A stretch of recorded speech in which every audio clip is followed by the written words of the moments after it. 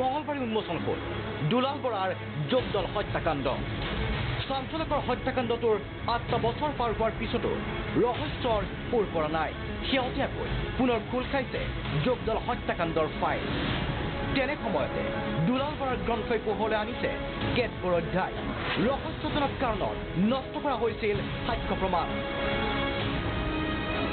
CIDৰ তদন্ত প্ৰতিবেদনত কি আছিল?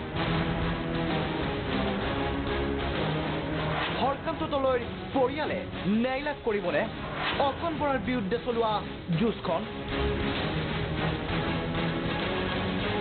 এনেবোৰ চাঞ্চলকৰ বিষয় সন্নিৱিষ্ট হৈছে গ্ৰন্থখনত।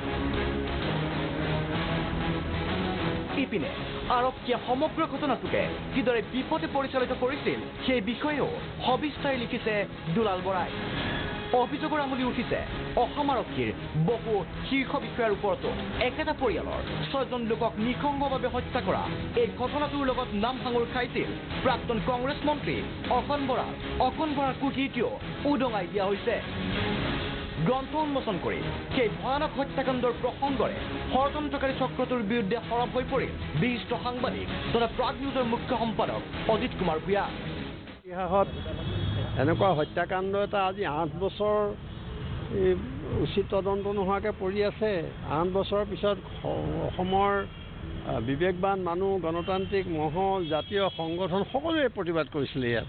কিন্তু আচৰিত কথা যে তাত মন্ত্ৰীৰ নাম জড়িত হৈ পৰিছিলে, শক্তিশালী মন্ত্ৰী। তাৰপিছতো তেওঁলোক অভিযুক্ত হৈছিলে। তাৰপিছত তেওঁলোকে তদন্ত নকৰাৰ কথাটোৱে কি? ইপিনে দুলাল বৰায়ো কৈ গ'ল সেই শিহৰণকাৰী দিনবোৰৰ ভয়াৱহ অভিজ্ঞতা। ঘটনাটোত মানে 6জনকৈ নিৰীহ ব্যক্তিক হত্যা কৰা হ'ল আৰু ইয়াৰ তদন্ত আমাক লাগিবই। অকণ বৰাৰ ক্ষেত্ৰতো আজিৰ দিনটোত এইটোৱে ক'ম যে তেওঁ যিহেতু এইটো কাম কৰিছে, গতিকে তেওঁকো তদন্ত আওতালৈ আনকেই। তেওঁ কাৰণ ইমান দিনে আনিব লাগিছিল, যিহেতু আগত কংগ্ৰেছৰ চৰকাৰ আছিল, গতিকে তেওঁ কংগ্ৰেছৰ মন্ত্ৰী আছিল, গতিকে সেই সময়ত অনা নহ'ল। কিন্তু এতিয়া অন্ততঃ অসমৰ ৰাইজৰ স্বাৰ্থৰ প্ৰতি লক্ষ্য ৰাখি তেওঁকো তদন্ত আওতালৈ আনক। আৰু তেওঁৰ এই বস্তুবিলাক যিবিলাক কথা মই কৈছোঁ, তেওঁ কিয় এই কাহিনীটো কৰিলে বা কিয় এই 6জন মানুহক হত্যা কৰিলে, সেই সকলোবিলাক কথা তেওঁৰ মুখেদিয়ে অন্ততঃ উলিওৱাৰ ব্যৱস্থা কৰক। দুলাল বৰাৰ যোগদল হত্যাকাণ্ড শীৰ্ষক গ্ৰন্থখনক ভিত্তি হিচাপে লৈও আগবাঢ়িব পাৰে তদন্ত। কাৰণ ন্যায়ৰ অপেক্ষাত 8টা বছৰ ইতিমধ্যে পাৰ কৰিলে ভুক্তভোগীয়ে। Bureau report, Prag news.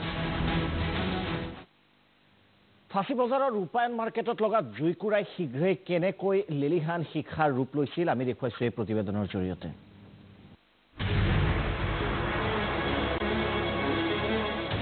সঘনাই জুই লাগে ফাঁচী বজাৰত।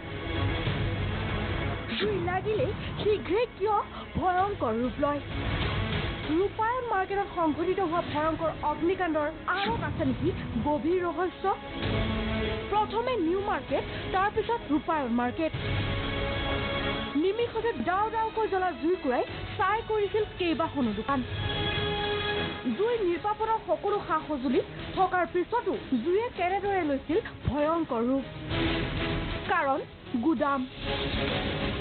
ঘটনাস্থলীত উপস্থিত হৈ সাংসদ বিজয়া চক্ৰৱৰ্তীয়ে কৈছিল গুদামসমূহ স্থানান্তৰ কৰাৰ ক্ষেত্ৰত ব্যৱস্থা ল'ব। কাপোৰৰ গুদাম থকাৰ বাবেই জুয়ে ভয়ংকৰ ৰূপ লোৱা বুলি খুদ ব্যৱসায়ীয়ে উল্লেখ কৰিছে। কাৰখানাৰ কাৰণে যিটো বেছি কাপোৰ চাপোৰ থাকে না, আমাৰ এইখিনিত এই 10-15টা আছে।